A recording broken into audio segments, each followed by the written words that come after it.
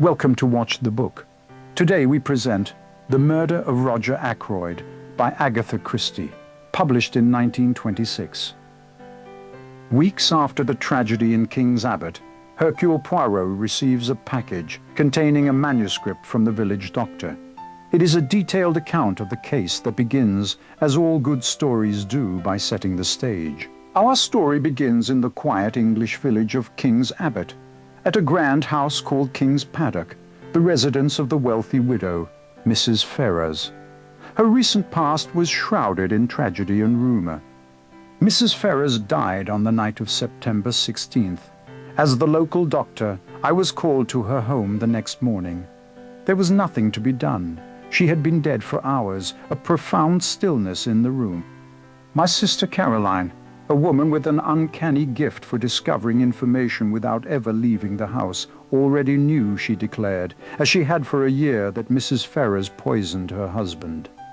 My own home is a modest, comfortable house in the village, a place of quiet routine where the most exciting event is usually the chatter my sister Caroline brings to the breakfast table. I dismissed her theory, explaining that Mrs. Ferrers died of an overdose of a sleeping draught, veronal. Caroline was unconvinced, insisting it was suicide driven by remorse for her crime. I was all the more firm because I secretly agreed with some of what she said. But it is all wrong that Caroline should arrive at the truth simply by a kind of inspired guesswork. Life is very trying. The center of our village life is Roger Ackroyd, a successful manufacturer who lives at the grand estate of Fernly Park. He is the life and soul of King's Abbot, a man of nearly 50, genial and rubicund. For the past year, it was widely assumed that Mr. Ackroyd intended to marry the recently widowed Mrs. Ferrers, uniting the two most important houses in the village and putting an end to their shared loneliness. Ackroyd's household is a complex one, managed by the redoubtable housekeeper, Miss Russell, and further complicated by the arrival of his widowed sister-in-law, Mrs. Cecil Ackroyd, and her daughter, Flora. Making my rounds, my thoughts returned to Mrs. Ferrers's death. I remembered seeing her the previous day, walking with Ackroyd's handsome but wayward stepson, Captain Ralph Peyton, in an earnest tete-a-tete. It was then that I came face to face with Roger Ackroyd himself. His usual jolly face seemed to have fallen in. He told me the matter was worse than I knew and insisted I dine with him that very night. I later discovered from Caroline that Ralph Peyton, who Ackroyd believed to be in London, was secretly staying at the local inn, the Three Boars, and had been seen meeting his cousin Flora Ackroyd.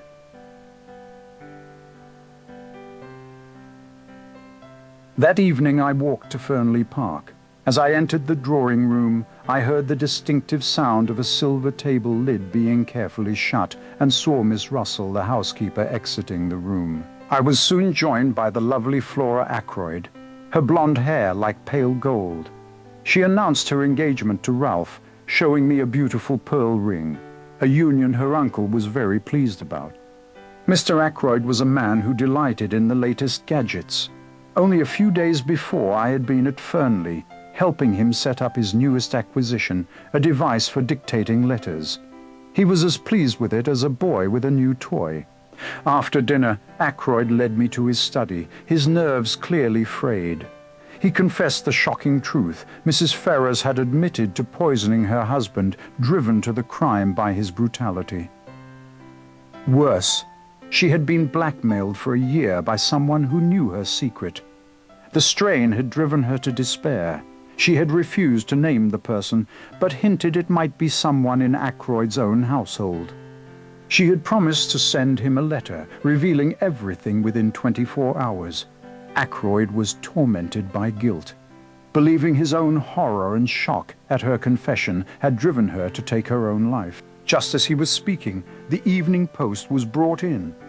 On the salver was a long blue envelope addressed in Mrs. Ferrers's handwriting. It was the letter she had promised him before she died. Ackroyd began to read the letter aloud, a final message from the woman he loved. It spoke of taking her own life and leaving to him the punishment of the person who had made her life a living hell. But as he was about to turn the page and read the blackmailer's name, he stopped, insisting he must read this part alone. Despite my urging, he refused to continue, placing the letter on the table beside him. It was 10 minutes to 9 when I left him, the letter still unread.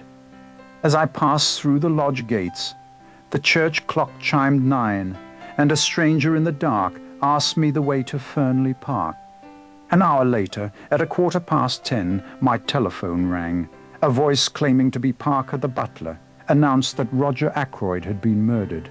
I grabbed my bag and raced to Fernly. When I arrived, a bewildered Parker denied making any such call. Alarmed, we went to the study, but the door was locked from the inside. We broke it down with a heavy oak chair. Ackroyd was sitting in his armchair, just as I had left him.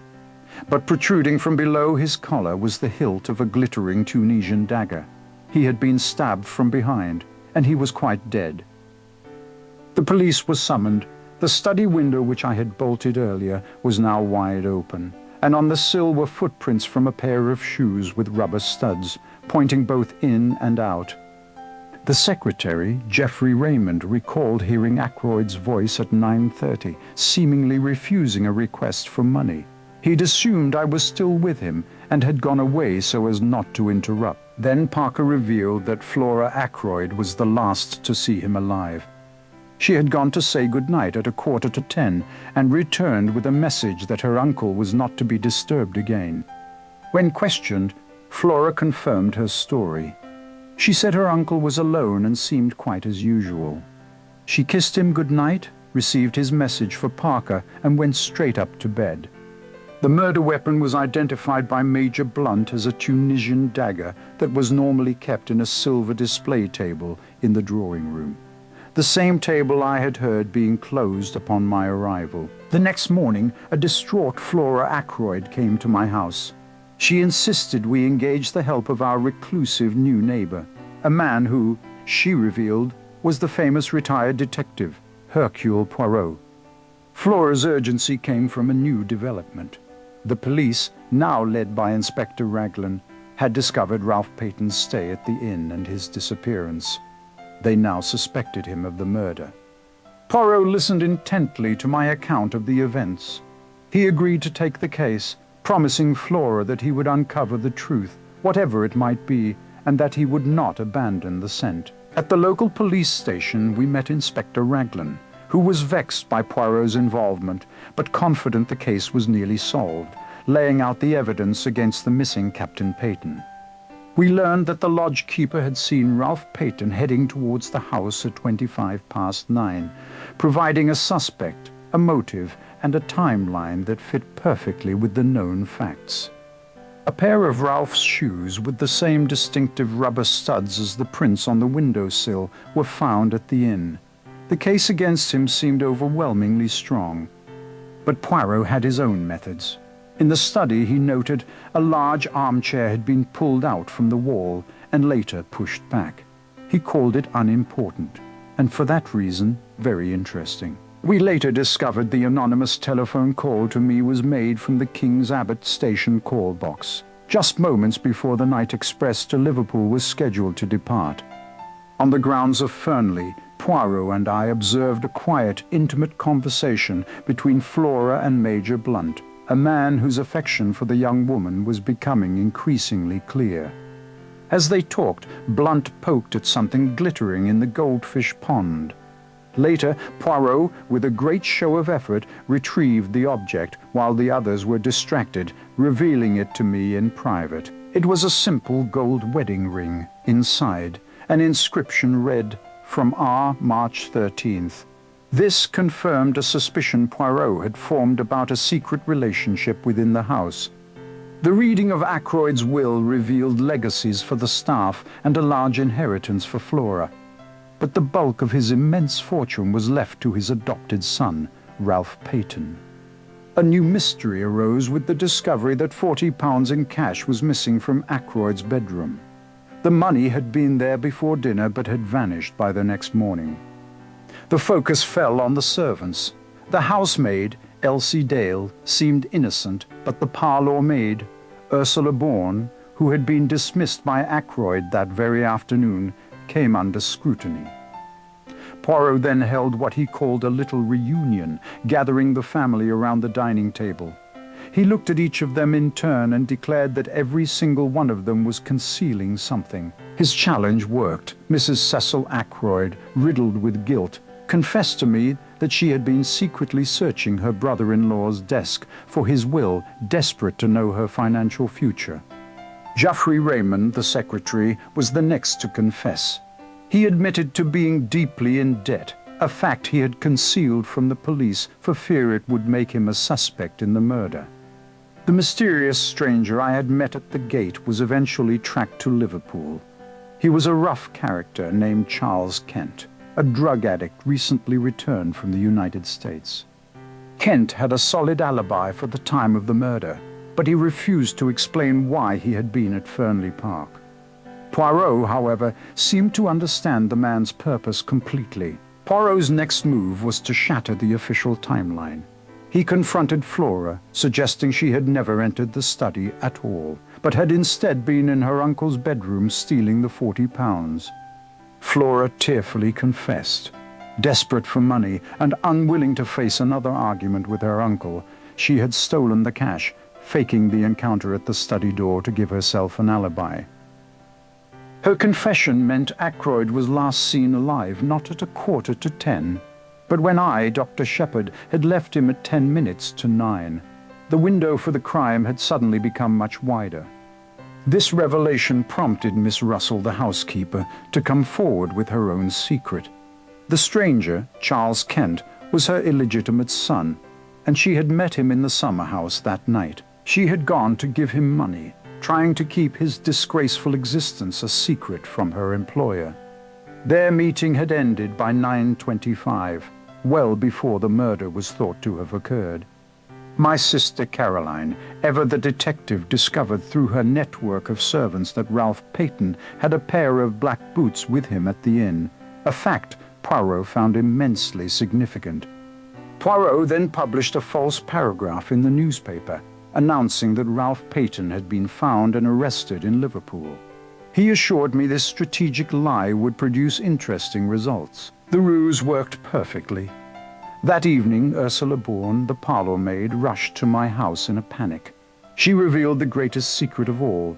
She was not Ursula Bourne, but Ursula Peyton. She and Ralph had been secretly married for 6 months. She had revealed the truth to Ackroyd that Friday, leading to a furious argument and her dismissal from her position at Fernly. She had met Ralph in the summer house at 9:30 that night for their own bitter quarrel, and had left him there just before 9:45. She had not seen or heard from him since. Now every secret was out in the open. Almost everyone in the house had a motive, an opportunity, or a secret they had tried desperately to conceal from the investigation. With all the facts before him, Poirot arranged a final meeting. He gathered every member of the household, including the servants, in his own sitting room for a dramatic conclusion. Poirot began by explaining the significance of the goose quill and the scrap of cambric he had found in the summer house, confirming the 2 secret meetings that had taken place there that night. Then he dropped his first bombshell. He revealed that at 9:30 no one had been talking to Roger Ackroyd in his study. The voice Raymond and Blunt had heard was not that of a living man. It was the voice of a dictaphone. Ackroyd, who had recently purchased the machine, had likely been amusing himself with it. The refusal of a loan was not a conversation, but a dictated letter. This meant that Roger Ackroyd was already dead at 9:30. The murderer had set the machine to play at that time to create a false timeline and a false alibi for himself. Then Poirot revealed the hiding place of Ralph Peyton. He was not in Liverpool or Cranchester. He was, in fact, standing in the doorway of the room, having been concealed by someone all along. He dramatically revealed that I, Dr. Sheppard, had been hiding Ralph in a local nursing home. I had found the desperate young man that night and, believing him innocent, had helped him vanish. With Ralph's story told and all other secrets exposed, Poirot declared that only one possibility remained. The true murderer was in that very room and had one night to confess before the truth went to the police. After the others had gone, I stayed behind. Poirot then took me, step by step, through the flawless logic that had led him, not to a member of the family, but to the one man no one had ever suspected. He started with a small discrepancy in time. It took 5 minutes to walk from the lodge to the house. Yet on the night of the murder, I had taken 10. Where had I been during those 5 extra minutes? He explained the significance of the pulled-out armchair. It had not been moved to hide something by the window, but to hide something on the table in front of the window, the dictaphone. The murderer needed an excuse to be first on the scene after the body was found.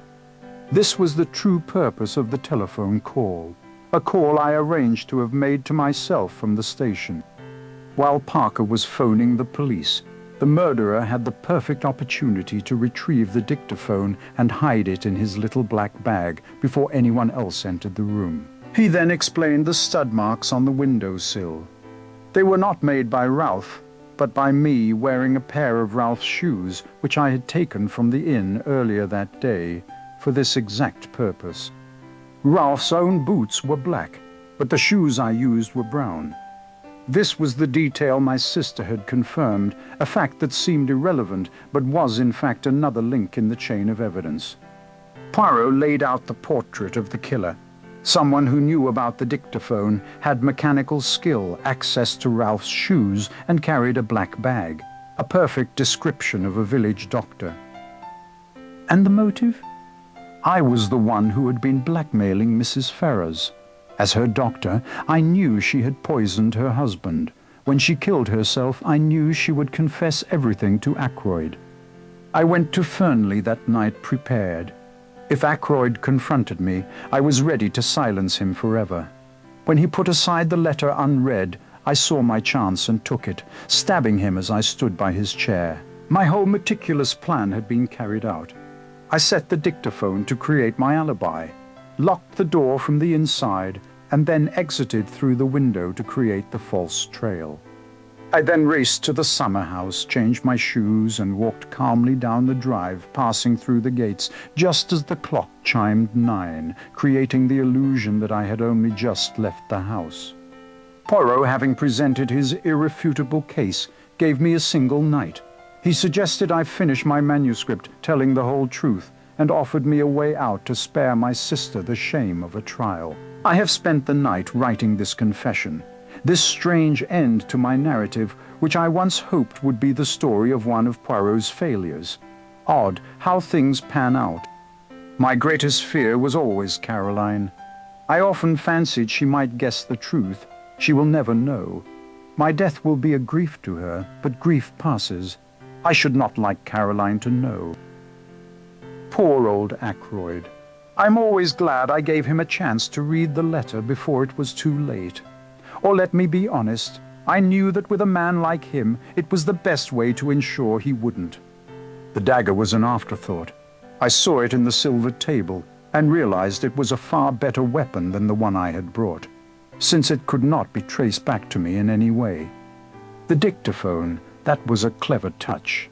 I had adjusted it for him a few days before, and I took it up with me in my bag that evening, ready to set my little trap.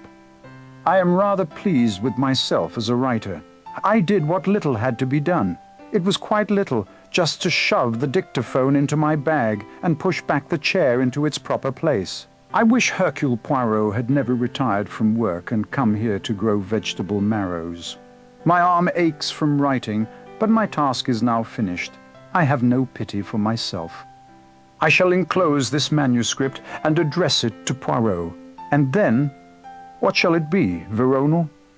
Yes, there would be a kind of poetic justice. So let it be Veronal. If you enjoyed this detailed retelling, please consider subscribing to Watch the Book for more deep dives into classic literature. We appreciate your viewership and support for the channel.